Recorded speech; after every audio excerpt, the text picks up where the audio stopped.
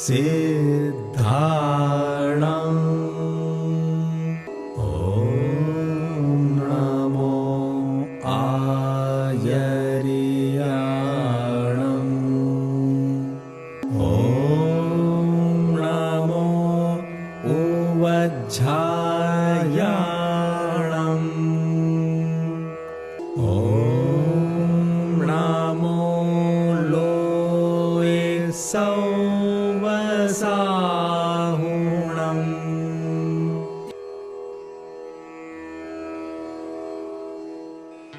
हमारी पृथ्वी अद्भुत स्थलों का समन्वय है। यहाँ कुछ स्थल अपनी प्राकृतिक सुंदरता के लिए तो कुछ स्थल अपनी अलौकिक अनुभूतियों के कारण सुप्रसिद्ध हैं। भारतवर्ष में एक ऐसा स्थल है जिसमें ये सारे गुण एक साथ पाए जाते हैं। ये पवित्र जगह है जैनियों का विश्व प्रसिद्ध सार्वभौमिक शाश्वत सिद्ध क्षेत्र श्री सम्मेद शिखर जी। 24 में से 20 तीर्थंकरों और अनंत आत्माओं का मोक्ष स्थल यानी श्री सम्मेद शिखर जी। ये वही अलौकिक तीर्थ स्थल है जहां से जैन धर्म के मर्म और तत्व ज्ञान का उजाला विश्व भर में फैला। आज सदियों बाद मानव जाति के उस कल्याणकारी इतिहास का पुनरावर्तन होने जा रहा है। संत शिरोमणि आचार्य श्री विद्यासागर जी के पावन आशीष तथा उनके परम प्रभावक शिष्य पूज्य मुनिवर श्री प्रमाण सागर जी की पावन प्रेरणा, परिकल्पना और अनुभव अर्जित अभूतपूर्व ज्ञान मंदिर गुणायतन का निर्माण होने जा रहा है। ये एक ऐसा धर्मायतन है जो प्रत्येक व्यक्ति को आत्मा से परमात्मा तक की संपूर्ण जीवन यात्रा का दिग्दर्श कराएगा।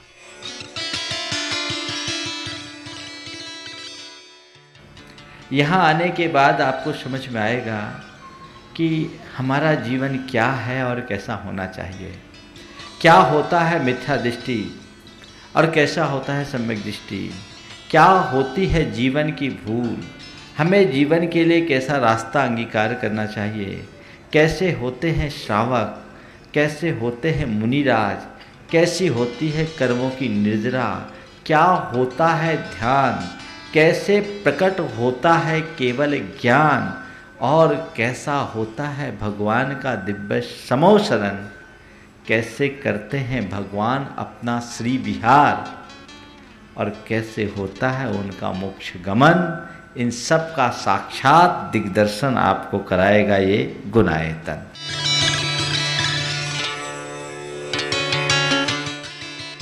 गुणायतन जैन धर्म का एक अति महत्वपूर्ण ऐतिहासिक कदम होगा जो सारे लोक के जीवन के गुणात्मक परिवर्तन का आधार बनेगा और जीवन का गुणात्मक परिवर्तन ही मोक्ष मार्ग में सहायक होगा। इतिहास का हिस्सा बनने का अवसर कुछ ही जीवों को प्राप्त होता है, या यूं कहिए कि कुछ भाग्यशाली जीव ही ऐसे कल्याणकारी अवसर का लाभ उठा सकते हैं। आइए आप भी यथाशक्ति दान करें, इस मुहिम का हिस्सा बनें।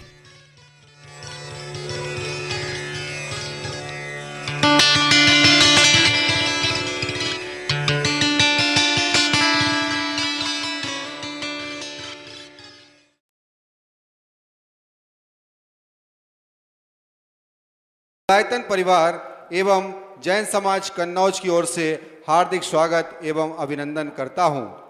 बंधुओं, परम पूज्य संत शिरोमणि आचार्य गुरुवर श्री 108 विद्यासागर जी महाराज के आशीर्वाद से उनके परम प्रभावक शिष्य निर्ग्रंथ गौरव मुनि श्री 108 प्रमाण सागर जी महाराज की परिकल्पना से गुणायतन का निर्माण तीर्थराज सम्मेद शिखर जी की तलहटी पर निरंतर चल रहा है। नित्य दानवीर विश्व की इस अद्भुत संरचना से जुड़ रहे हैं। आप भी गुणायतन परिवार से जुड़ सकते हैं। गुणायतन परिवार के ट्रस्टी बनकर या निर्माण नायक, स्तंभ, सूत्रधार, निर्माण सारथी, निर्माण मित्र एवं निर्माण निधि सदस्य के रूप में आपकी टीवी स्क्रीन पर जो नंबर चल रहे हैं उन पर संपर्क कर गुणायतन के लिए आप अपनी स्वीकृति प्रदान कर सकते हैं। प्रतिदिन की तरह आज भी हमारे पास गुणायतन से जुड़ने के लिए कुछ घोषणाएं आई हैं। मैं क्रमशः इनके नाम की घोषणा आपके समक्ष कर रहा हूं और आशा करता हूं कि आप सभी लोग तालियों से इनका अनुमोदना करेंगे। सर्वप्रथम हमारे बीच कन्नौज जैन समाज से आज गुणायतन परिवार में ट्रस्टी के रूप में जुड़े हैं श्री सतीश चंद जी जैन एवं श्रीमती शालिनी जैन कन्नौज। कृपया वो यहाँ पधारें और उनके सम्मान के लिए मैं आमंत्रित कर रहा हूँ डॉक्टर सुहास शाह मुंबई और श्री पुष्पराज जैन पंपी भैया कन्नौज। कृपया शीघ्रता करें। श्री सतीश चंद जी जैन, श्रीमती शालिनी जी जैन सपरिवार यहाँ पधारें।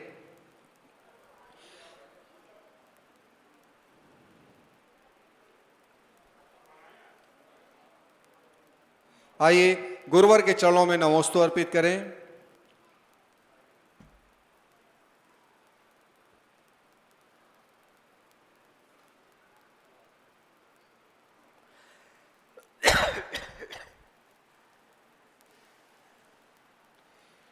ये परिवार आज गुणायतन से ट्रस्टी के रूप में जुड़ा हुआ है। एक बार मैं आपसे निवेदन करता हूं कि करतल ध्वनि से इस परिवार का स्वागत करें। इसी के साथ हमारे कन्नौज जैन समाज से ही आज गुणायतन से सूत्रधार के रूप में जुड़ रहे हैं श्री वीरेंद्र कुमार जी जैन काला कन्नौज। मैं उनसे भी निवेदन करता हूं कि वो परिवार सहित पधारें। डॉक्टर साहब प्लीज इधर आ जाएं। आपके सम्मान के लिए डॉक्टर सुहास जैन मुंबई और श्री पुष्पराज जैन पंपी भैया कन्नौज और श्री मनोज जैन राही ट्रस्टी गुणायतन कन्नौज वो भी यहाँ पर पधारें।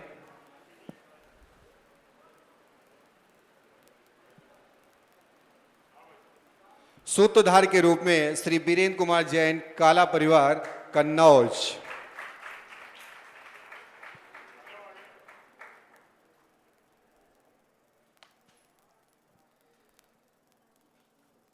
गुणायतन परिवार से ही आज निर्माण सारथी के रूप में जुड़ रहे हैं पंडित श्री गोपीचंद जी जैन बोहरीबंद अस्से क्षेत्र से पधारे हैं और वो स्वर्गीय श्रीमती शील रानी नायक एवं धर्मपत्नी स्वर्गीय श्री रूपचंद जी नायक सगरा एमपी की पुण्य स्मृति में आज निर्माण सारथी के रूप में गुणायतन परिवार में सम्मिलित हो रहे हैं। एक बार करतल ध्वनि से इनका स्वागत करेंगे और मैं निवेदन कर रहा हूं पंडित श्री गोपीचंद जी जैन जो हमारे बीच मौजूद हैं वो यहाँ पर पधारें और उनके सम्मान के लिए डॉक्टर सुहास साहब, श्री पुष्पराज जी जैन एवं श्री मनोज जैन ट्रस्टी गुणायतन कन्नौज।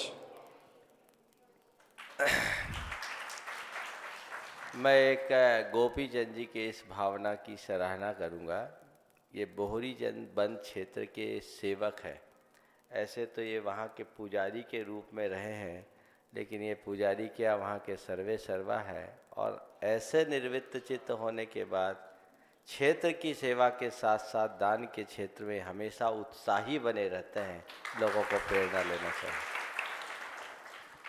इसी के साथ हमारे कन्नौज जैन समाज से आज निर्माण मित्र के रूप में गुणायतन परिवार में सम्मिलित हो रहे हैं श्री उन्नूलाल राजेंद्र कुमार जी जैन राजू भैया कन्नौज। मैं उनके भी परिवार को आदर सहित यहाँ बुलाना चाहता हूँ, वो यहाँ पधारे और उनके सम्मान के लिए श्री डॉक्टर सुहास जी, श्री पुष्पराज जैन पंपी भैया और श्री मनोज जैन राही ट्रस्टी गुणायतन।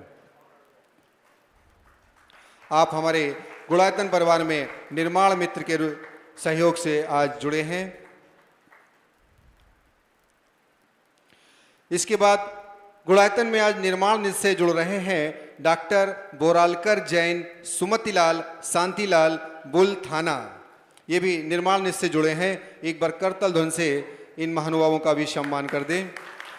हमारे समाज के दो छोटे छोटे बच्चे कुंवारी विधि जैन और चिरंजीव विधान जैन अपनी जमा पूंजी आज गुणायतन के लिए समर्पित कर रहे हैं। मैं दोनों बच्चों से निवेदन कर रहा हूं वो यहाँ पधारें और हमारे ट्रस्टी श्री मनोज जैन राही और पंपी भैया जी को अपनी जमा धनराशि गुणायतन के लिए समर्पित कर रहे हैं। एक बार करतल ध्वनि इन छोटे छोटे बच्चों की सोच के लिए। आइए चलते हैं अब आज का शंका समाधान का सत्र प्रारंभ कर रहे हैं। सर्वप्रथम मैं अपने दर्शकों को बताना चाह रहा हूं कि हमारे जो डॉक्टर साहब बम्बई से पधारे थे, डॉक्टर सुहास साहा जी, उन्होंने आप सभी को एक दवाई बताई थी। वो दवाई आपको नहीं मिल पा रही है, उसके लिए मैं उस दवाई की कंपनी का टोल फ्री नंबर आपके सामने बोल रहा हूं, आप उसको नोट कर लें। उस पर कॉन्टेक्ट करके आप दवा डायरेक्ट कंपनी से मंगा सकते हैं। टोल फ्री नंबर है 1800220568। एक बार दोबारा सुन लें, 1800220568। और चलते हैं आज के शंका समाधान में। सर्वप्रथम क्वेश्चन के लिए मैं आमंत्रित कर रहा हूं मुंबई से पधारे श्री डॉक्टर सुहास साहा जी और उनकी धर्मपत्नी श्रीमती मोहिनी साहा जी, मुंबई। नमोस्तु महाराज जी, नमोस्तु। महाराज जी कहते हैं देवों में लोभ, तिर्यंचों में मायाचारी, मनुष्य में मान और नरक में क्रोध। मनुष्य में मान बहुत कषाय ज़्यादा होती है और मान कषाय पे विजय प्राप्त करने के लिए थोड़ा मार्गदर्शन कीजिए। नमस्ते। देखिए, मान कषाय पर विजय प्राप्त करने के लिए 4 बातों को सदैव ध्यान में रखो। सबसे पहली बात, जगत के सारे संयोगों को नश्वर समझो। जिनका हम मान कर रहे हैं वो स्थायी नहीं, पल में रूपवान कुरूप हो जाता है, करोड़पति रोडपति बन जाता है, पंडित पागल बन जाता है, कोई भरोसा नहीं, किसका गुमान करे। एक पल में क्या से क्या हो जाए। तो संसार के संयोगों की नश्वरता का स्मरण करने वाला मनुष्य चाहे कितनी भी बड़ी उपलब्धि क्यों न पाले, कभी उसका मान नहीं करता। दूसरी बात, जितने भी संयोग हैं उन्हें पर मानो, अपना नहीं। भेद विज्ञान को पुष्ट करो। मैं किसका मान करूं? मेरा है क्या जो मैं मान करूं? जब ये मेरा शरीर भी मेरा नहीं है, इस पर मेरा वश नहीं, तो मेरे साथ जुड़े अन्य संयोगों का मैं क्या अभिमान करूं? तीसरी बात, अपनों से बड़ों को देखो। जो तुमसे आगे बढ़ गए हैं उन्हें देखो तो तुम्हें लगेगा मेरा मान करना सही नहीं है, क्योंकि मेरे पास जो है दूसरे लोगों के पास उससे कई गुना है। औरों की अपेक्षा अभी मैं बहुत छोटा हूँ और बहुत छोटा हूँ। जब तक आप अपने से बड़ों को नहीं देखोगे, अपने छोटेपन का एहसास नहीं होगा, अभिमान का विगलन नहीं होगा। मान को गलाने के लिए तीसरी बात जो मैंने कही कि अपने से बड़ों को सदैव सामने रखो और अपनी औकात को कभी मत भूलो। मैं कहाँ से स्टार्ट हुआ, मेरी शुरुआत कहाँ से थी, इसे कभी मत भूलो। ये 4 बातें याद रखना है। संसार के संयोगों की नश्वरता का ध्यान रखें, सब संयोगों को पर माने, भेद विज्ञान को पुष्ट करे, अपने से बड़ों को ध्यान में रखे और अपनी औकात को सदैव याद रखे। अपनी ओरिजिनलिटी को कभी गौण न करे, कभी अभिमान प्रकट नहीं होगा। श्रीमती डॉक्टर मोहिनी शाह, मुंबई। नमोस्तु महाराज जी। चौके में जो हम लोग आटे मसाले वापरते हैं उसकी जो मर्यादा बताई गई है, जैसे सर्दी गर्मी और बारिश में 7, 5, 3 दिन, वो त्रसघात से बचने के लिए बताई गई है। तो वैसे हर श्रावक को ये अपने घर में पालन करने योग्य है, क्योंकि श्रावकों को त्रसघात का वो त्यागी होना चाहिए। लेकिन ये बात लोगों तक ज़्यादा पहुंची नहीं है। मतलब लोग तो कंदमूल का त्याग करते हैं और ख़ुद को जैनी कहलाते हैं, लेकिन इसके बारे में आप थोड़ा आपने सभी बहुत महत्वपूर्ण बिंदु पर ध्यान आकृष्ट किया है।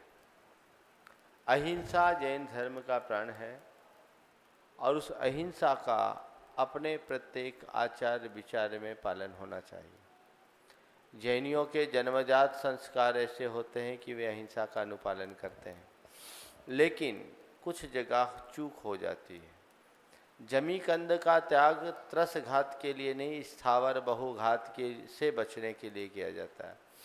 लेकिन जिन चीज़ों में फर्मेंटेशन होता है और जिन चीज़ों की मर्यादाएं नष्ट हो जाती है उसमें त्रस्त जीवों की उत्पत्ति हो जाती है, उनका भी सेवन नहीं करना चाहिए। जैसे आटा है, बाजार का मैदा है, सूजी है, अन्य ऐसी सामग्री जो अपने मर्यादित अवधि को पार कर चुकी, उसका सेवन करना कतई उचित नहीं है।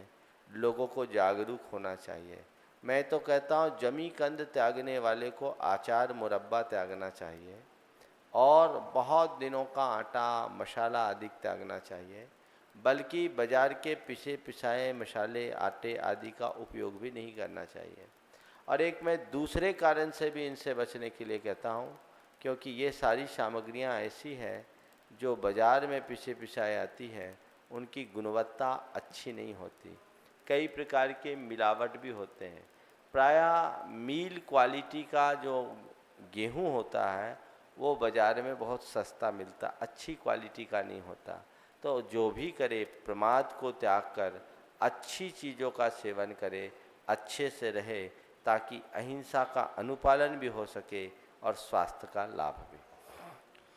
पंडित श्री गोपीचंद जी जैन बोहरीबंद और श्री सौरभ सजग कटनी से पधारे।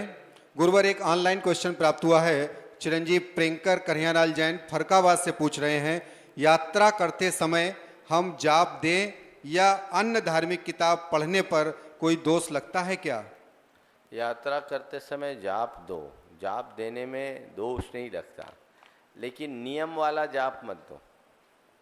यात्रा जितनी देर करो जाप देते रहो, इसमें अपनी सुरक्षा है। लेकिन आप चलते फिरते यदि जाप दे रहे हैं तो बात ठीक नहीं है। चलते फिरते जाप देने का आपका जो नियम है वो नहीं पलेगा। तो क्या करें, जो आपके नियम का जाप है घर पहुंच करके उसको दूना कर लो। लेकिन जब आप यात्रा में रहें तो जितनी देर यात्रा में हो उतनी देर जाप करते रहें। क्यों? इससे एक लाभ है। मैं तो कहता हूँ जो भी ट्रैवल में हो, आजकल दुर्घटनाएं घटती हैं। एक काम कर लो, जब भी आप ट्रैवल पर हो, क्या हो गया?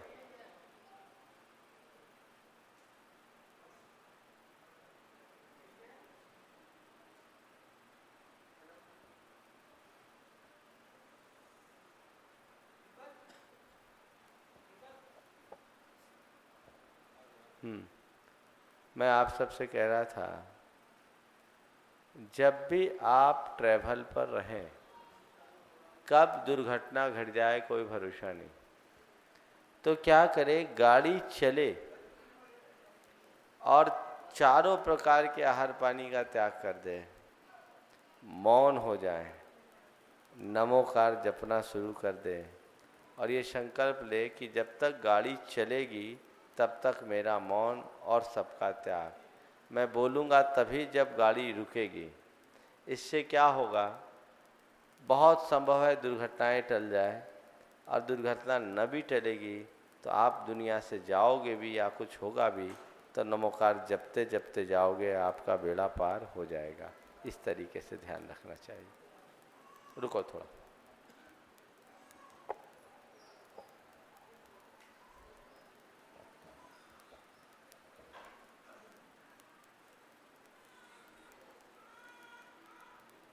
क्या हो गया?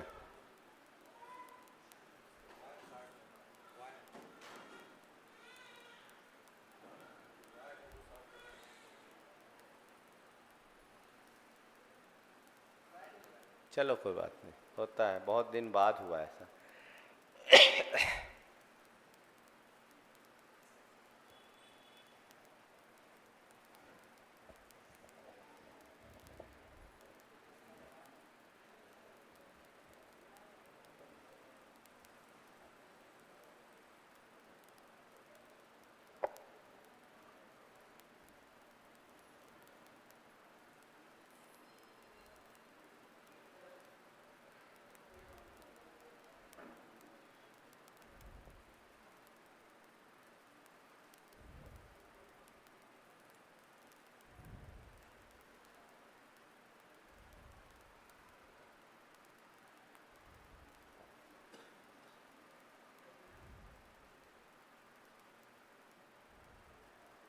ब्रह्म मुहूर्त से पूर्व अपना बिस्तर छोड़ देना चाहिए।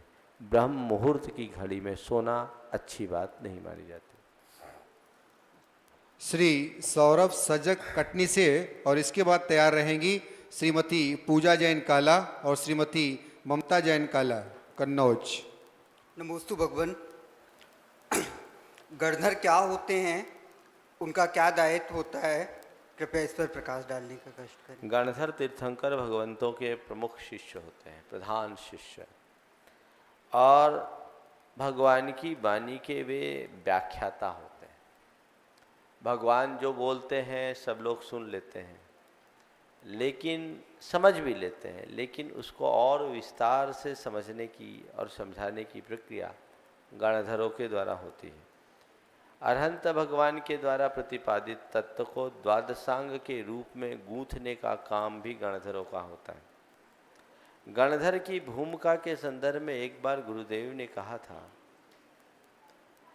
कि जैसे कोई व्यक्ति किसी झरने के पास जाए और बिना पात्र लेकर जाए तो पानी नहीं पी सकता। झरने की धार इतनी तेज है वो बह रही है, पहुंचने के पहले ही भीग जाएगा, पी नहीं सकता। और झरने के पास यदि कोई व्यक्ति पात्र लेकर के जाता है तो पहुंच करके वो अपने पात्र में जल भर करके प्यास बुझा सकता है। अरहंत भगवान की वाणी अजस्र झरने की भांति झरते रहती है, उसे हम डायरेक्ट लाभ लेना चाहें तो नहीं ले पाते, लेकिन गणधर परमेष्टि हैं जो द्वादशांग के जग में भरकर हम सबको प्रस्तुत कर देते हैं, जो हम लोगों के लिए बहुत उपयोगी होती है। श्रीमती पूजा जैन काला। नमोस्तु महाराज श्री। महाराज श्री, मेरा स्वाध्याय करने का बहुत इच्छा होती है, परंतु शास्त्र बहुत कठिन लगते हैं, तो उसका कोई सरल उपाय बताइए। स्वाध्याय करने की इच्छा होती है, शास्त्र कठिन होते हैं। शास्त्र कठिन नहीं है, शास्त्र के प्रति रुचि जगाओ, शास्त्र भी सरल लगने लगेंगे। प्रारंभ एकदम सरल शास्त्रों से करो। छह डाला को पढ़ो।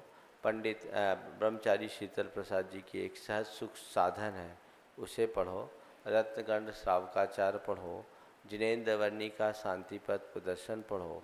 इन ग्रंथों को, पुस्तकों को पढ़ने से शास्त्र के प्रति रुचि जग जाएगी, और एक बार रुचि जग गई तो दुरूह विषय भी सहज लगने लगता है। श्रीमती ममता जैन काला, और इसके बाद तैयार रहेंगी श्रीमती पद्मा जैन और श्री अतुल जैन कन्नौज। नमोस्तु महाराज श्री। महाराज श्री, आपका ये संकट समाधान जैनी ही नहीं अजैनी लोग भी बहुत देखते हैं, और ये प्रश्न मेरा अजैनी का ही है। उन्हें उम्मीद है आप उनके प्रश्न का जवाब देंगे। वो उनका प्रश्न ये है कि कोई लड़की यदि अपने माँ बाप की बहुत लाडली होती है और माँ बाप उन्हें अपने नज़र से दूर नहीं करते, वो उसके लिए घर जवाई ढूंढते हैं, और वो घर जवाई मिल भी जाता है, लेकिन उसे और जवाइयों के जैसा सम्मान क्यों नहीं मिलता है? आखिर वो उसे किस पाप की सज़ा मिलती है? जो घर जमाई हो गया है ना, उसे अपने आप को जमाई मानने की भूल ही नहीं करना चाहिए। जमाई वो होता है जो ससुर को नचाता है। जमाई के विषय में एक पुराने कवि ने बड़ी अलग बात लिखी। 9 ग्रह होते हैं, और 9 ग्रह की जो ज्योतिष शास्त्र में 9 ग्रह हैं, उनकी ग्रह दशा में कौन वक्री है, कौन क्रूर है, कौन मार्गी है, ये सब देखा जाता है। तो उस कवि ने लिखा, सदा वक्रो सदा क्रूरः सदा मान धनापः। सदा वक्रो सदा क्रूरः सदा मान धनापः कन्या राशि स्थितो नित्यम जा माता 10वां ग्रह। जमाई जो होता है 10वां ग्रह है, जो हमेशा वक्री होता है, हमेशा क्रूर रहता है और मान धन को हरने लगता है। तो ये जमाई की बात अलग होती, तो ऐसे जमाई 2-4 दिन अच्छे लगते हैं। अगर स्थायी हो जाए और जमाई के वही नखरे रहे और वही मान सम्मान चाहे, तो वो जमाई नहीं बन पाएगा। तो यदि कोई व्यक्ति घर जमाई बना है, घर जमाई तभी बनाया जाता है जब ऐसी आवश्यकता होती है। तो घर जमाई को अपनी मानसिकता बदलनी चाहिए, और अपने सास ससुर को न केवल सास ससुर अपितु अपने माँ बाप की तरह भी देखना चाहिए, और अपनी ससुराल को अपना ससुराल नहीं, अपना घर मानकर देखना चाहिए, घर मानकर चलना चाहिए। और फिर जब अपने सास ससुर को माँ बाप मानो, ससुराल को अपना घर मानो, तो वहाँ सम्मान की अपेक्षा ही कहाँ रहेगी, चाह ही खत्म हो जाएगी, मामला ठीक हो जाएगा। श्रीमती पद्मा जैन मुंबई से और उसके बाद श्री अतुल जैन कन्नौज से। नमोस्तु गुरुवर। महाराज श्री बंध के प्रकरण में 8वें अध्याय में पहला सूत्र आया है मिथ्या दर्शन अप्रति प्रमाद कषाय योगा बंध एतवा, पर कहीं किसी पुस्तक में ये भी पढ़ा है कि मिथ्यात अकिंचित कर होता है बंध के प्रकरण में, तो यह बात कैसे समझें? आपने एक बड़े गूढ़ और सैद्धांतिक बात को छोड़ी है। यदि मैं इसका पूरा का पूरा विवेचन करूं तो कई घंटे लग जाएंगे और हो सकता है उसमें भी बात पूरी नहीं हो पाएगी, लेकिन मैं इसे केवल सार संक्षेप में कहना चाहता हूं और उन सब लोगों को कि जो इस प्रसंग को सुनकर या पढ़ कर के भ्रमित होते हैं, ये बात ध्यान में रखिए कि संसार का मूल कारण मिथ्यात्व है। संसार मूल मिच्छितम, और मिथ्यात्व से बड़ा हमारा कोई शत्रु नहीं। जब तक मिथ्यात्व का उन्मूलन नहीं होता तब तक हमारे जीवन का कल्याण नहीं होता। लेकिन आचार्य गुरुदेव ने मिथ्यात्व को यदि कहीं अकिंचित कर कहा है तो वो किस संदर्भ में कहा, ये जानना चाहिए। बंध 4 प्रकार का होता है, प्रकृति बंध, प्रदेश बंध, स्थिति बंध और अनुभाग बंध। जोगा पैडिपदेशात यदि अनुभागा कषाय दो होती भावो जो पर, ये एक गाथा आती है कि योग प्रकृति और प्रदेश बंध से और स्थिति और अनुभाग बंध कषाय से। बंध के 4 ही भेद है, प्रकृति, प्रदेश, स्थिति, अनुभाग। आचार्य गुरुदेव ने जब इस गाथा पर गहराई से चिंतन किया तो उन्होंने पाया कि प्रकृति, प्रदेश, स्थिति, अनुभाग, ये जो 4 प्रकार के बंध है ये योग और कषाय से है। इसमें मोह का कोई रोल नहीं, क्योंकि कषाय अलग चीज़ है और मोह मिथ्यात्व अलग चीज़ है। मिथ्यात्व दर्शन मोहनी की प्रकृति है और कषाय चारित्र मोहनी की प्रकृति है। और इसी को आधार बनाकर उन्होंने बहुत गहन चिंतन किया और विद्वानों के बीच प्रस्तुत किया और इस बात को विधिवत प्रस्थापित किया। एक ऐसे सूक्ष्म चिंतन के प्रस्तुता आचार्य श्री रहे, वो उनके गहन अध्ययन की अभिव्यक्ति भी है। इतनी सूक्ष्मता से कभी किसी ने नहीं सुना। लेकिन जो लोग जैन धर्म के गूढ़ रहस्यों को नहीं जानते, उनको आपकी तरह ऐसे सूत्र बता दिए कि देखो यहाँ बंध का हेतु बताया और ये अकिंचित कर कह रहे हैं। हेतु कई प्रकार के होते, एक करण हेतु, एक अधिकरण हेतु। ये जो है वो अधिकरण हेतु है। मिथ्यात्व की उपस्थिति में मिथ्यात्व का बंध होता है, पर मिथ्यात्व खुद अपने द्वारा अपना बंध नहीं करता। आगम में इसका काफ़ी विस्तार से वर्णन है। जहाँ तक मिथ्यात्व को न मानने की बात कहना ये ठीक नहीं है। आचार्य गुरुदेव ने अपने इसी विवेचन में एक बहुत सुंदर उदाहरण दिया। उन्होंने मिथ्यात्व की तुलना राष्ट्रपति से की और कसाई की तुलना प्रधानमंत्री से की। जो सारी की सारी कार्यपालिका का संचालन करता है वो प्रधानमंत्री है, लेकिन प्रधानमंत्री तभी तक काम करता है जब तक राष्ट्रपति हो। राष्ट्रपति की उपस्थिति में प्रधानमंत्री काम करता है। सारे बंद का फंक्शन कषायों के हाथ में है, लेकिन वो मिथ्यात्व के रहते ही करता है, मिथ्यात्व के अभाव में नहीं। जिन्हें इसके बारे में विशेष जानना है, आचार्य श्री की कृति है अकिंचित कर, और पंडित जगन मोहन लाल सिद्धांत शास्त्री की एक पुस्तक है कर्म बंध की प्रक्रिया, उसे आप देख ले, सांगोपांग विवेचन आपको प्राप्त हो जाएगा। श्री अतुल जैन कन्नौज।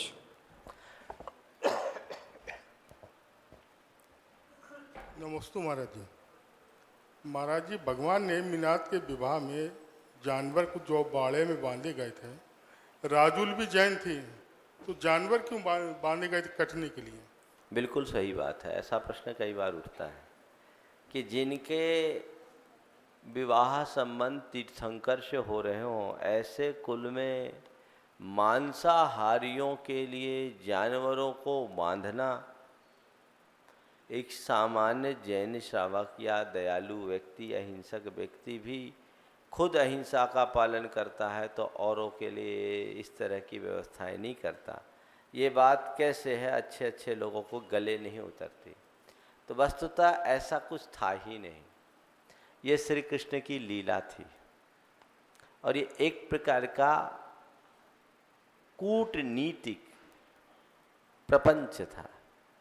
श्री कृष्ण नेमिनाथ को वैराग्य दिलाना चाहते थे और उन्हें वैराग्य कैसे दिलाए?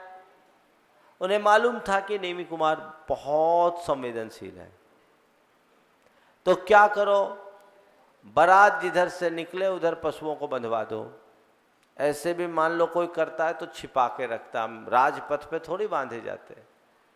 और पशु को बांध दिया गया, पशु कराह रहे थे, नेमी कुमार का रथ उधर से गुजरा, सवाल पूछा गया क्यों, उनको बता दिया गया कि इस बारात में आने वाले जो मांस भक्षी लोग हैं उनके लिए व्यवस्था की गई। और इतना सुना, उनके हृदय की करुणा उमड़ पड़ी, वैराग्य जाग गया, वो गिरनार को चले गए। तो ऐसा कुछ नहीं था कि उस बारात में कोई मांस आहार करने मांस भक्षी लोग थे, और ये भी बात नहीं थी कि वहाँ उन मांस भक्षियों के लिए पशुओं को बांधा गया था। यह केवल एक कूटनीतिक प्रयास था। नमस्ते महाराज। इसके बाद तैयार रहेंगे श्री प्रसन्न कुमार जैन सतना और श्री राजकुमार जैन अजयगढ़ और श्री मती सोनी जैन कन्नौज। गुरुवर, एक ऑनलाइन क्वेश्चन नूतन जैन मुंबई से प्राप्त हुआ है। पुत्र का घर में पैदा होना कितना जरूरी है और क्यों? मेरे पास 2 बेटियां हैं और मैं उनसे बहुत खुश हूं, पर मेरी धर्मपत्नी खुश नहीं है। इसका क्या उचित समाधान है, बताएं। क्या एक लड़का गोद लेना सही समाधान होगा? एक युग था जब ये कहा जाता था अपुत्रस्य का गति, जिनके पुत्र न हो उनकी कोई गति नहीं हो, गृहस्थ के लिए पुत्र होना चाहिए। ये एक मानसिकता थी और मध्य युग में ये बहुत ज़्यादा आगे बढ़ा। लेकिन मेरा जहाँ तक मानना है, इस तरह की अवधारणा रखने से कोई लाभ नहीं। बेटी हो या बेटा, संतान को संतान मानना चाहिए और दोनों में कोई भेद नहीं करना चाहिए। अगर बेटा नहीं है तो मेरा वंश कैसे चलेगा? तो किसका वंश शाश्वत है? सबके वंश का एक दिन अंत होना है। तुम अपने वंश की बात करते हो कि बेटा नहीं हो तो वंश कैसे चलेगा? भगवान महावीर को देखो, उनने तो विवाह ही नहीं किया और उनका वंश कैसे चल रहा है? आज तक शाश्वत चल रहा है। इसलिए इस मानसिकता से अपने आप को मुक्त रखना चाहिए। अपनी धर्मपत्नी को सिखाइए, समझाइए। अगर वो सुन रही हो तो उसे भी मेरी तरफ से संबोधन दीजिए कि बेटी और बेटे में फ़र्क भूल जाए। तुम्हारी 2 बेटियां हैं, उन्हें अच्छे से परवरिश करो उनकी, और वह योग्य बन करके तुम्हारे जीवन, अपने जीवन का और तुम्हारे जीवन का कल्याण करे। आज तुम बेटे के पीछे परेशान हो रहे, कल तुम्हें बेटा हो जाए तो ये भरोसा नहीं कि बेटा कैसा होगा। और किसी बेटे को गोद में भी लो तो इसकी भी कोई गारंटी नहीं कि बेटा कैसा होगा। बेटे से ही जीवन का उद्धार नहीं होता, उद्धार तो अपनी मानसिकता से होता है। इसलिए ये मानसिकता खत्म करनी चाहिए। हालांकि मैं ये देख रहा हूँ कि ये मानसिकता पुत्र की चाह महिलाओं में ज़्यादा होती है। जैसा प्रश्नकर्ता ने अपनी पीड़ा प्रकट की, ऐसे अनेक युवक मेरे पास आते हैं जो कहते हैं मेरी धर्मपत्नी पुत्र के अभाव में बहुत दुखी होती है। कई महिलाएं जिनके पुत्र न हों वो अपने पुत्र अभाव में दुखी होती है, तो उनको दुखी करने वाली भी दूसरी महिलाएं ही ज़्यादा होती है कि तुम्हारे लिए कोई बेटा नहीं है, एक तो बेटा होना चाहिए। आज के इस आधुनिक युग में महिलाओं के द्वारा इस प्रकार की टिप्पणी उचित नहीं है। उन्हें अपनी मानसिकता को बदलना चाहिए, तभी नारी जाति को सही सम्मान मिलेगा और नारी जाति का समुचित विकास होगा। श्री प्रसन्न कुमार जैन सतना और उसके बाद राजकुमार जैन जी अजयगढ़। नमोस्तु गुरुवर, मेरा स्वयं का प्रश्न है।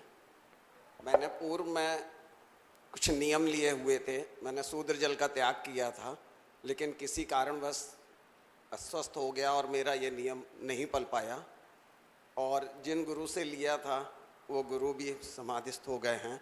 अतः मुझे बहुत संकल्प विकल्प रहते हैं और मैं क्या करूं? मेरा निवेदन है, प्रार्थना है कि मुझे इसके लिए प्रायश्चित देखिए, व्यक्तिगत प्रश्न और व्यक्तिगत प्रायश्चित इस शंका समाधान के सत्र में नहीं, अलग से होना चाहिए और वो अलग से आप बात करिएगा। जहाँ तक सवाल है नियम लेने का और टूटने का, कोई भी नियम लो तो उसे तोड़ना नहीं चाहिए, और यदि कदाचित टूट जाए तो उसका प्रायश्चित करना चाहिए और उस नियम को फिर से निभाने का ईमानदारी से प्रयास करना चाहिए। प्रायश्चित ऐसे सार्वजनिक नहीं होते, अलग से बात करिए। श्री राजकुमार जैन अजयगढ़। नमस्ते गुरुदेव। अभी हम लोग अक्षर से लौट के आए हैं, वहाँ पे जो आदिनाथ भगवान का मोक्ष हुआ है और बाहुबली भगवान का, पर वहाँ इतनी मेहनत के बाद जाने के बाद भी हम लोगों को ना अभिषेक करने को मिलता है, ना छूने को मिलता है, लाइन में भगा दिए जाते हैं, लाइन में लगे रहते हैं। इसमें अपन लोगों को वहाँ जाके क्या करना चाहिए? देखिए, आप बद्रीनाथ गए हैं, अष्टापद नहीं। हम तो अष्टापद गए वहाँ। अष्टापद कैलाश से आगे, कैलाश मानसरोवर से आगे? नहीं, वो बद्रीनाथ जी। वो बद्रीनाथ है, बद्री विशाल है। वो भगवान आदिनाथ की मोक्ष स्थली नहीं है। भगवान आदिनाथ की मोक्ष स्थली अष्टापद कैलाश है। आप जहाँ गए हैं वहाँ जो मंदिर है, ऐसा कहा जाता है उस मंदिर में मूल प्रतिमा भगवान आदिनाथ की है, लेकिन वर्षों से वो दूसरों के आधिपत्य में वे लोग अपने रीति से पूजा अर्चा करते हैं। अब बद्रीनाथ जाने के आकर्षण में लोग वहाँ जाते हैं, दर्शन करना चाहते हैं, तो जिनके हाथ में जहाँ की व्यवस्था, प्रबंध, तंत्र और आधिपत्य है, वो अपने रीति से ही करते हैं। वहाँ वीतरागता के दर्शन बहुत दुर्लभ होते हैं, वीतरागता के दर्शन तो मिलते नहीं। ऐसी स्थिति में आप वहाँ जाकर के क्या लाभ ले सकते हैं? वहाँ पर आदिनाथ भगवान के चरण दूसरी तरफ स्थापित किए गए हैं, उसको वंदन करके भगवान आदिनाथ को याद करें कि भगवान आप कैलाश पर गए होंगे तो इसी रास्ते से गए होंगे, हम भी वहाँ साक्षात आपके दर्शन करने का सौभाग्य पा सके और अपने मनोभावों को समझाएं। इसके अतिरिक्त और कोई रास्ता नहीं। कुछ लोग बोलते हैं कि प्रातः 4 बजे के समय जब अभिषेक होता है तब वहाँ वो दिगंबर अवस्था में दर्शन मिल जाते हैं, पर यह भी एक केवल मन की संतुष्टि का साधन है, क्योंकि जहाँ वीतरागता ही सुरक्षित नहीं, वहाँ दर्शन का क्या मतलब। श्रीमती सोनी जैन और इसके बाद तैयार रहेंगी श्रीमती आरती जैन कन्नौज और श्री जवाहरलाल जैन सतना। नमोस्तु महाराज जी। महाराज श्री, हमारा क्वेश्चन है कि अनशन करना के जैन धर्म में उचित है क्या अनुचित है? अनशन? हाँ जी। देखिए, अनशन एक राजनीतिक प्रयत्न है और राजनीति में किसी भी बात का विरोध करने का कई तरीका है, कई प्रकार का तरीका है। हर व्यक्ति को विरोध करने का एक मौलिक अधिकार है। इसलिए यदि कोई व्यक्ति विरोध करता है और अनशन करता है तो उसे न हम कानून विरुद्ध कह सकते हैं, न धर्म विरुद्ध कह सकते हैं। पर अनशन धर्म नहीं है, ध्यान रखना। अनशन एक आंदोलन का अंग बना है। हाँ, धर्म की रक्षा के लिए भी कई बार अनशन करने पड़े हैं लोगों के, जब कहीं हिंसा हो, बूचड़ खाने ज़्यादा खुल रहे हों या अन्य प्रकार की कुछ विचित्र व्यवस्थाएं हों, तो हमारे पास लड़ने की जो ताकत है वही ताकत है। उसमें अनशन एक बहुत बड़ी शक्ति है, उसका उपयोग किया जाता है। श्रीमती आरती जैन कन्नौज। नमोस्तु गुरुवर। गुरुवर, जिनवाणी तो मन में धारण करने की चीज़ है, परंतु हम लोग जिनवाणी की पूजा भी करते हैं और पूजा करते समय उसमें कभी उसका स्थापना और सन्निधिकरण और आवाहन सब लिखता है और कहीं कहीं पर उसमें सिर्फ पुष्पांजलि लिखी होती है। तो हम लोगों को किस तरह से जिनवाणी की पूजा करनी चाहिए? जिनवाणी की पूजा जब भी आप करें, देवशास्त्र गुरु की पूजा में आप देवशास्त्र गुरु तीनों का आह्वान, स्थापन, सन्निधिकरण करते हैं। सरस्वती जिनवाणी की जो पूजा है, मेरे ख्याल से उसमें भी तीनों चीज़ें हैं। अब पुष्पांजलि कहाँ रख दी है मुझे पता नहीं, लेकिन मेरे दृष्टि से जिनवाणी की पूजा देव पूजा और गुरु पूजा से कुछ भिन्न होनी चाहिए। जिनवाणी के प्रति हमारी श्रद्धा है। जिनवाणी की सच्ची पूजा क्या है? जिनवाणी को अर्घ अर्पण करने के साथ जिनवाणी की सुरक्षा, जिनवाणी का प्रचार प्रसार और जिनवाणी का सच्चा पारायण, मेरी दृष्टि में यही जिनवाणी की पूजा है। वेष्टन अर्पित करने का जो आप अर्घ चढ़ाते हैं जिनवाणी के लिए, जिसमें आप लोग ये अछार पलासना चढ़ाते हैं, ये जिनवाणी की सुरक्षा के पुनीत भाव का ही परिणाम है। तो ये भी एक पूजा है, तो उस पूजा को भी हम ध्यान में रखकर चलें। नमोस्तु। श्री जवाहरलाल जैन सतना और श्रीमती नमोस्तु संध्या जैन। मेरा एक प्रश्न, 2 प्रश्न हैं महाराज जी से। एक पूछो।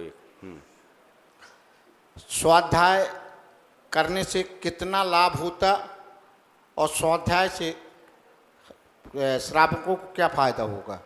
दूसरा प्रश्न ये है। एक तो पूछो भैया, बहुत लंबी लाइन है, एक होने दो। नहीं,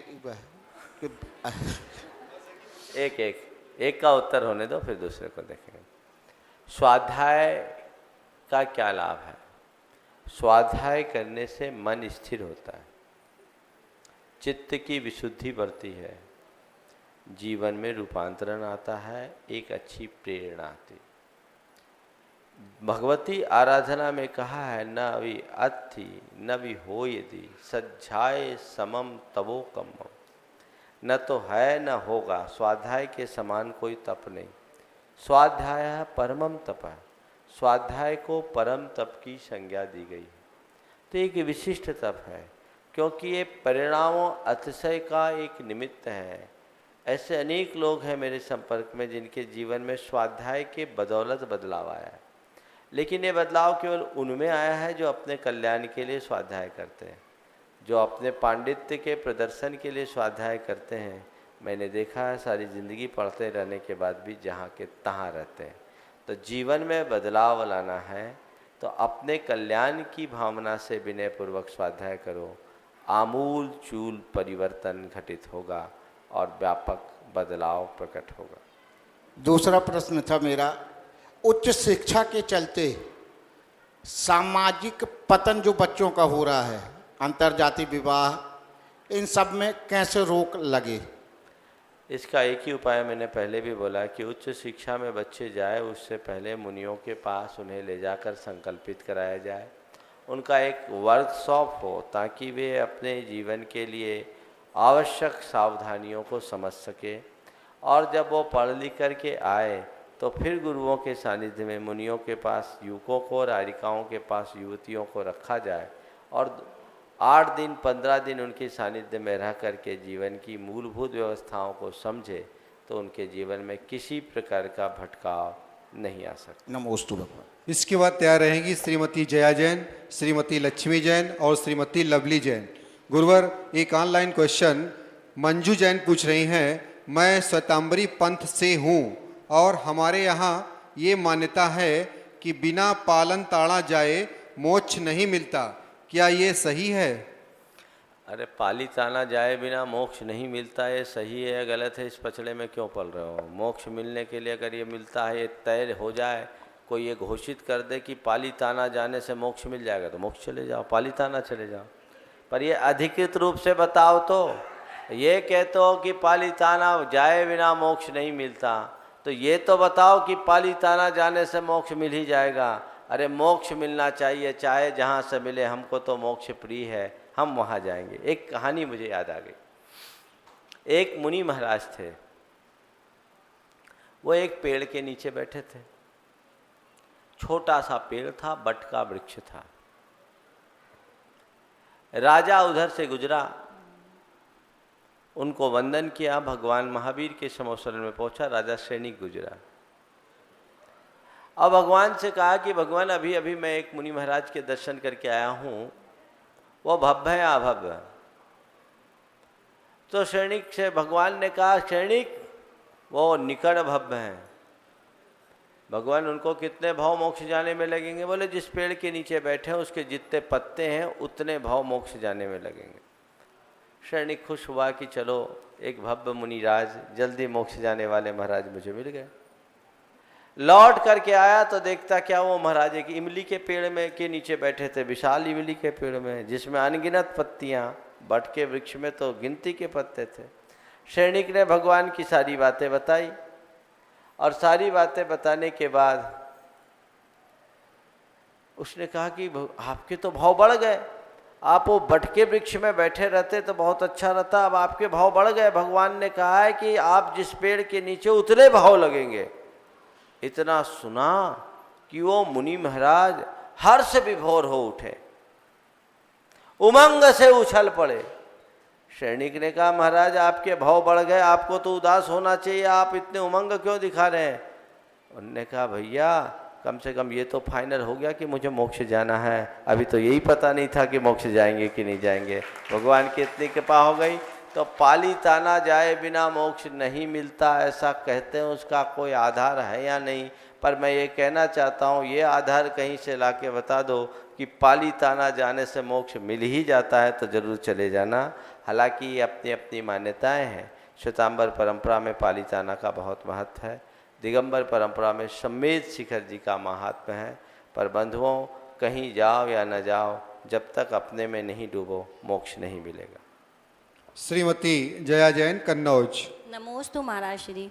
महाराज श्री, मेरा प्रश्न है, जिस समय कोई अपनी प्रशंसा कर रहा हो तो उस समय अपने मन के भाव कैसे होने चाहिए? अगर कोई प्रशंसा कर रहा हो तो आंखें नीची कर लो और अपने अंदर अंदर शर्मिंदगी और लज्जा का अनुभव करो और ये सोचो ये मेरी जैसी प्रशंसा कर रहा है वो सही कर रहा है कि नहीं कर रहा है।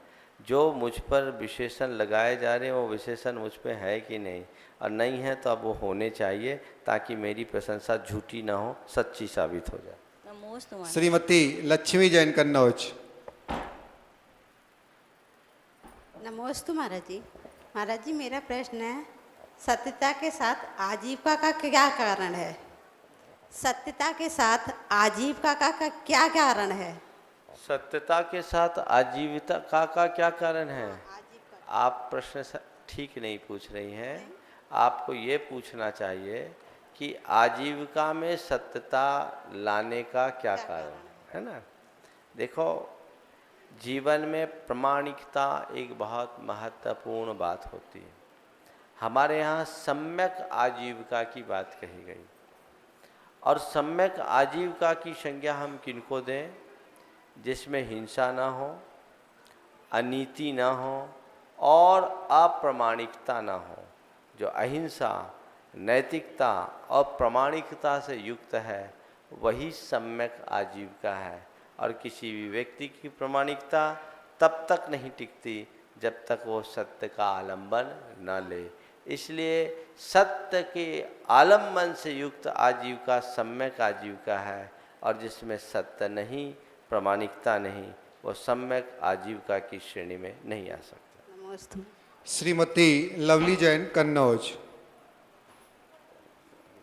नमोस्तु गुरुवर। मेरा प्रश्न ये है गुरुवर कि जीवों में केवल मनुष्य ही सिद्ध बनने के योग्य क्यों हैं? मनुष्य ही सिद्ध बनने के योग्य क्यों हैं?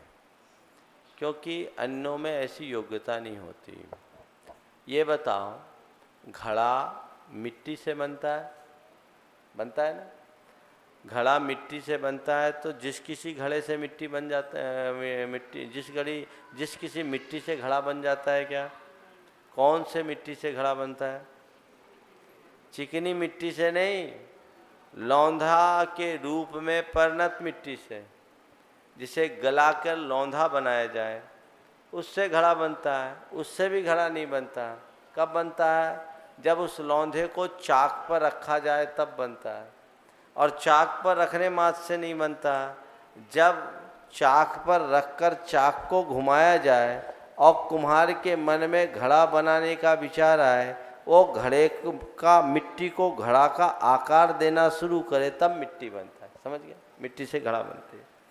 तो इसी प्रकार केवल मनुष्य मात्र एक ऐसा प्राणी है जो अपनी आत्मा को पहचान कर उसको पाने का उपाय कर सकता है।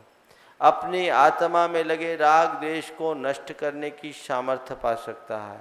अपनी आत्मा से जुड़े कर्म की सत्ता को उखाड़ने में सक्षम हो सकता है। अन्य में नहीं, क्योंकि अन्य प्राणियों में वैसी योग्यता नहीं है।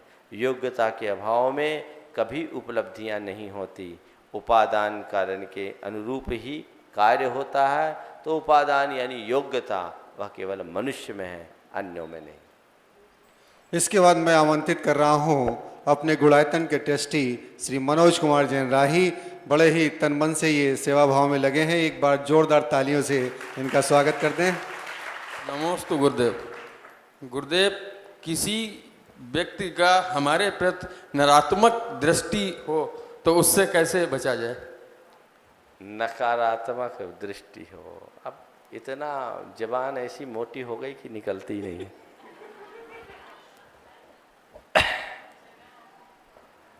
किसी की हमारे प्रति नकारात्मक दृष्टि हो तो आप उसके प्रति ज़्यादा सकारात्मक बन जाइए।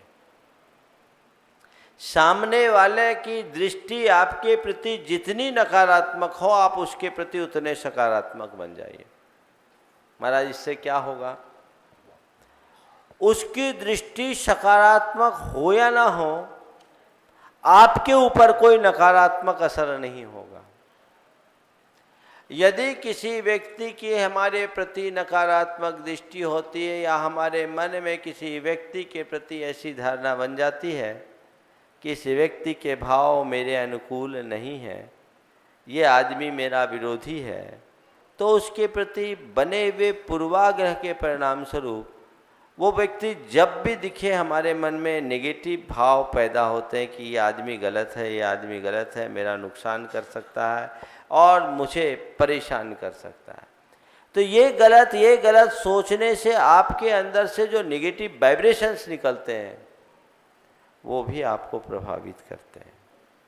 इसकी जगह कोई व्यक्ति का अगर हमारे प्रति नकारात्मक रवैया हो भी, वह दिख जाए, तो भी उसके प्रति सकारात्मक ये सोच करके हो कि कोई मेरा बिगाड़ सकने वाला नहीं है, बिगाड़ करने वाला नहीं है, मेरे बिगाड़ और सुधार का कारण मेरा अपना कर्म है, वो मेरा क्या बिगाड़ेगा, वो तो मेरे लिए केवल निमित्त है और कुछ नहीं। मैं अपनी सकारात्मकता के बल पर सामने वाले को बदल सकता हूँ। हो सकता है उसके मन में हमारे प्रति कोई गलतफहमी हो सकता है मेरे किसी व्यवहार से उसका दिल कभी दुखा हो सकता है मेरी किसी प्रवृत्ति से उसका मन कभी आहत हुआ हो। चलो कोई बात नहीं, हम उसके मन को राहत पहुंचाएंगे, उसके मन के दिल के दुख को हम दूर करेंगे, उसके मन के घाव को हम भरने की कोशिश करेंगे। तो ऐसा करने से सामने वाले की गलतफहमी दूर हो सकती है और जो शत्रुता का भाव है वो मित्रता का रूप भी ले सकती है। इसलिए कितनी भी नकारात्मकता सामने वाले के मन में हो, हमें नकारात्मक नहीं बनना है, उनके प्रति भी सकारात्मक बन करके ही चलना है, क्योंकि हम नेगेटिव से नेगेटिव को दूर नहीं कर सकते, उसके लिए हमें पॉजिटिव होना जरूरी। श्री कर्नल जैन और उसके बाद तैयार रहेंगे श्री सोमिल जैन और श्री अंकुर जैन कन्नौज। नमोस्तु महाराज जी। इनके प्रश्न में एक प्रसंग और याद आ गया, क्योंकि प्रैक्टिकल एग्जाम्पल दे देने से बहुत फर्क पड़ता है। एक पति पत्नी के बीच में बड़ा तनाव चलता था। पति धार्मिक था और पत्नी उतनी ही अधार्मिक। पत्नी पति से हमेशा चिढ़ती थी, उसे उल्टा सीधा कहते रहती थी, पर पति जितना वो चिढ़ती उसके प्रति उतना प्रेम प्रकट करता, कभी प्रतिक्रिया प्रकट नहीं करता। पत्नी की स्थिति ये थी कि वो जो चीज़ न खाए थाली में वही परसा जाए, पर पति भी पक्का था, बिना किसी प्रतिक्रिया के सब चीज़ें खा ले, वो चीज़ वहीं छोड़ दे, और छोड़े क्या, थाली उठा के एक तरफ कर दे। पत्नी उसे जितना उकसाने की कोशिश करती थी वो उतना ही शांत रहता था। आप सुनकर आश्चर्य करोगे, 2 साल का ये परिणाम निकला। इस बीच में एक प्रसंग और हटा, वो मेरे पास आया, बहुत तत्व चर्चा करता था, धर्मात्मा व्यक्ति था, चर्चा कर ही रहा था। मैं जहाँ बैठा था एक दालान में सामने हॉल था, वहाँ उसकी पत्नी अपनी बच्ची को खिला रही थी, बच्ची को लिए बैठी थी। इसी बीच बच्ची रोने लगी, पत्नी ने वहीं से आंख दिखाई, पति उठ करके सीधे गया, तत्व चर्चा को बीच में छोड़ करके कि महाराज अभी आता हूँ, दौड़ा और बच्ची को चुप किया। मैंने सुना, इतनी जली कटी सुनाई कि कोई दूसरा झेल नहीं सकता। मैं समझता हूँ वो आदमी उसी के लायक था और कोई दूसरा नहीं हो सकता। लौट करके बच्ची को शांत करके बच्ची समेत जब मेरे पास आया तो मैंने पूछा, भैया क्या कर रहे हो? उसने कहा, निर्जरा कर रहा हूँ। और सच में उसने निर्जरा कर दी। आज उसकी धर्मपत्नी उसके साथ कदम से कदम मिला करके चल रही है।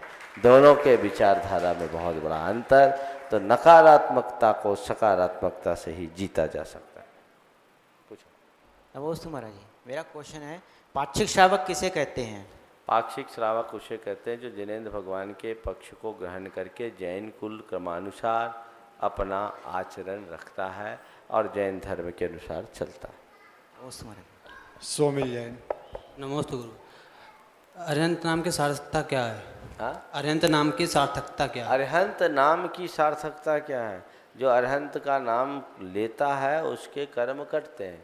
आचार्यों ने लिखा है कि अरिहंत भगवान का नाम लेना निधत्ति निकाचित कर्म के भी क्षय का कारण है। तो अरिहंत के नाम की यही सार्थकता है। इस प्रकार आज के शंका समाधान के इस सत्र को परम पूज्य गुरुदेव के चरणों में नमन अर्पित करते हुए मैं यहीं पर विराम दे रहा हूँ। बोलिए परम पूज्य आचार्य गुरुवर श्री विद्यासागर जी महाराज की जय। गुरुवर के चरणों में मैं अपनी ओर से और इस सभागार में बैठे हुए सभी महानुभावों की ओर से नमोस्त अर्पित करता हूँ। नमोस्त गुरुवर। आइए चलते हैं। आज हमारे कन्नौज नगर में कुछ महानुभाव बाहर से पधारे हुए हैं। मैं उनका अपनी कन्नौज जैन समाज की ओर से हार्दिक स्वागत, वंदन और अभिनंदन करता हूं। गुणायतन जैन धर्म का एक अति महत्वपूर्ण ऐतिहासिक कदम होगा, जो सारे लोक के जीवन के गुणात्मक परिवर्तन का आधार बनेगा और जीवन का गुणात्मक परिवर्तन ही मोक्ष मार्ग में सहायक होगा। इतिहास का हिस्सा बनने का अवसर कुछ ही जीवों को प्राप्त होता है, या यूं कहिए कि कुछ भाग्यशाली जीव ही ऐसे कल्याणकारी अवसर का लाभ उठा सकते हैं। आइए आप भी यथाशक्ति दान करें, इस मुहिम का हिस्सा बनें।